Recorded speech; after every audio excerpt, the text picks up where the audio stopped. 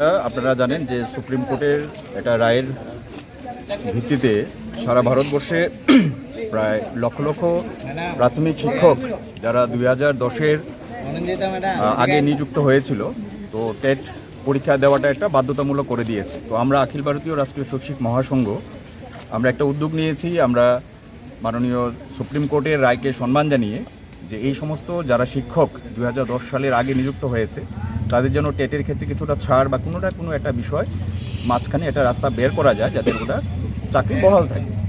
এই জন্য আমরা আজকে সম্মানীয় প্রধানমন্ত্রী এবং আমাদের ভারতীয় যে শিক্ষামন্ত্রী ওনার কাছে আমরা আজকে ডেপুটেশন দেব।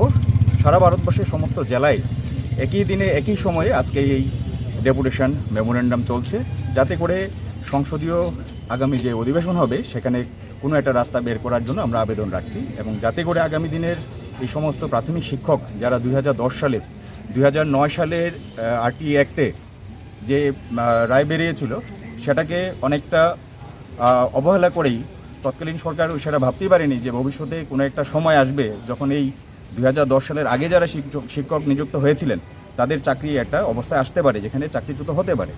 সেই বিষয় থেকে অবতরণের চেষ্টা ওনারা করেননি, কিন্তু আমরা অখিল ভারতীয় রাষ্ট্রীয় শৈক্ষিক মহাসংঘ সেই সমস্ত শিক্ষকদের পাশে, বিশেষ করে ত্রিপুরা রাজ্যে যে মহাবিদ্যালয় শৈক্ষিক সংঘ আছে, আমরা সমস্ত শিক্ষক শিক্ষিকা এবং স্কুল থেকে তারা বৃহৎ অংশের শিক্ষক শিক্ষিকারা আজকে যুক্ত হয়েছেন এই অখিল ভারতীয় রাষ্ট্রীয় শৈক্ষিক মহাসংঘের ছত্রছায়ায়। আমরা আজকে এই মেমোরেন্ডাম আমরা ডিএমের কাছে তুলে দেব, যাতে করে মাননীয় প্রধানমন্ত্রী এবং আমাদের শিক্ষামন্ত্রী ভারতীয় শিক্ষামন্ত্রীর কাছে আমরা যাই এবং সেটা নিয়ে ওনারা সংসদে এই বিষয়ে একটা রাস্তা বের করে। আচ্ছা, সংশোধন না হলে মানে কত সংখ্যক শিক্ষক ক্ষতিগ্রস্ত হতে পারে আপনারা?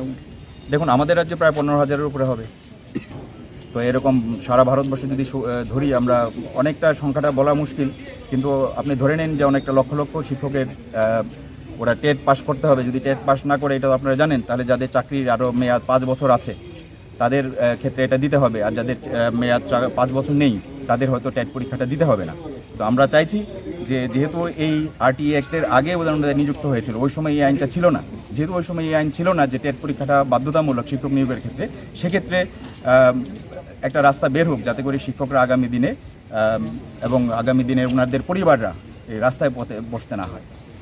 আপনার পরিচয় দিয়ে দেন। আমার নাম শ্যামসুন্দর সরকার, আমি অখিল ভারতীয় রাষ্ট্রীয় শৈক্ষিক মহাসংঘ ত্রিপুরা প্রান্ত মহাবিদ্যালয় শিক্ষার সেক্রেটারি।